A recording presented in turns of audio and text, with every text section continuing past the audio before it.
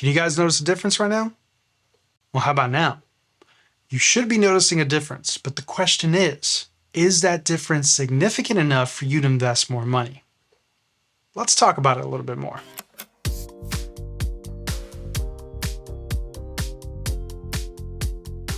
Okay, so I'm making this video because I have a buddy of mine that wants to start a YouTube channel. And I think he kind of got bit by the YouTube bug. He likes my other channel, my second channel. If you guys haven't already subscribed to my second channel, it's a cooking channel. And he also helps me a lot behind the scenes. So I think he got a little bit overwhelmed because when he helps me out, he sees all the gear that I have, and I'm not trying to flex or anything, but I have several different cameras. I have a cinema camera. So he recently made a comment basically saying that he'll start his channel as soon as he can afford an A7S III or something similar. And I responded by basically saying, well, do you have a good phone? A phone that was made in the last maybe 3 to 5 years? And he said he has a iPhone 13 Pro. And I was like, hey, that's perfect. You can start a channel right now. So that's what we're going to take a look at today. Is the iPhone 14 Pro, or really any cell phone in the last 3 years or so, is it good enough to get you started? Do you really need to invest in a $3,500 mirrorless camera? Now, I know that the image quality is going to be different, obviously. The dynamic range is much different. There are different sensors, all that good stuff. But the question today is, can you get by with your cell phone? So let's take a look at a couple different things. Right now, this is my talking head. I got a lot of things going on right here. We have a key light. We're controlling the light a little bit. We have some background stuff. And I know what the Sony a7S III looks like. What does the iPhone look like? Is it a really significant difference? Personally, I think no. I mean, if you were just using the iPhone, I know the framing's off a little bit, but if you were just using the iPhone, it looks fine. You can make do with it. What do you guys think? But I want to test out a couple different things. And I want to make a point that you're getting a lot for that $3,500 when you get an A7S III. For example, low light capabilities, dynamic range, versatility. You can do anything with the A7S III. Interchangeable lenses, picture profiles, and so on and so on. There's a lot you can do with the mirrorless camera. But to get started, the iPhone should be just fine. So let's do a couple different tests. Right now we're shooting the talking head. There's a lot of colors going on. We have lights everywhere. We're controlling the lighting. But let's turn off some of these lights and let's see how the iPhone performs in low light. Okay, my key light's completely off right now, but I still have the fill light and I have the hair light. And the iPhone should have automatically changed. But let's bump up the ISO on the Sony a7S III and let's see what we get. So this is a second native ISO with the a7S III, 12,800, and it literally makes night into day. You can see I'm actually overexposed. The image quality, again, should be very different. We understand that. But you have more capabilities with the mirrorless camera. So if the iPhone is all you can invest in right now, take the rest of the money that you're saving and invest in lighting. Lighting is really going to make a big, big difference. And so is sound. Okay, let's get that key light back on. There we go. Sony a7S III, it's doing its thing again. It's happy. And the iPhone should be happy as well. Okay, let's take these cameras outside and let's test the dynamic range.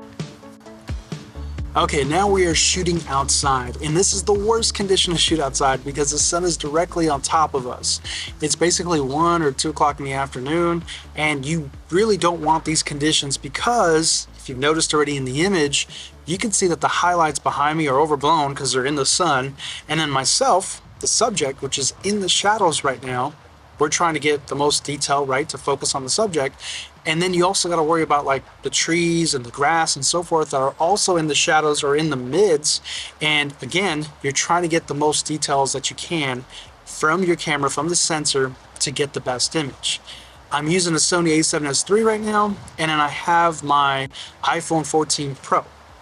The Sony a7S III is a $3,500 mirrorless camera. So what I'm trying to show is it worth it, that price difference? I think if you own a phone that was manufactured in the last 3 to 5 years, I think phones in general recently have been getting better and better with their camera image quality. Now, I think it's highly processed, but still, we've came a long way from the flip phones. And some of you out there probably have no idea what I'm talking about because you're too young. But in general, right now, the Sony a7S III is shooting in log 3, which should get me the most dynamic range. But of course, because of the conditions, it's still going to struggle between the highlights, the mids, and the shadows. but it's extremely versatile. I can do whatever I want with the Sony a7S III. I can focus on whatever it is that I want to retain the most detail out of. With the iPhone, it completely takes over. Now, I think the image quality from the iPhone is very surprising. It's actually very good. Again, it's highly processed, but it's doing a good job of finding that middle ground for you. It's kind of predicting what you actually want to see, and it's going for it. With the Sony a7S III, I got to shoot for the best dynamic range I can possibly get, and then in the editing process, I get the best image that I can. So that's kind of the comparison between the two. Is that price difference worth it? I don't know. Leave me a comment below and let me know which image quality do you prefer. And finally, how about some B-roll?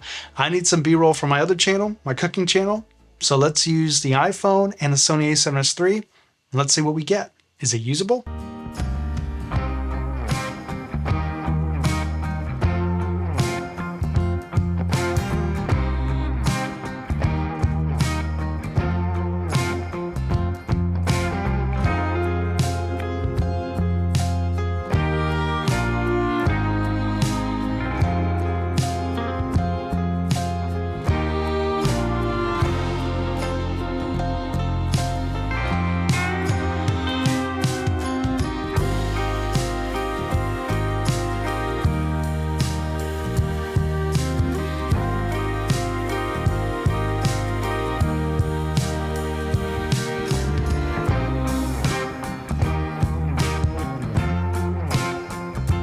Okay, so hopefully this video kind of proved the point.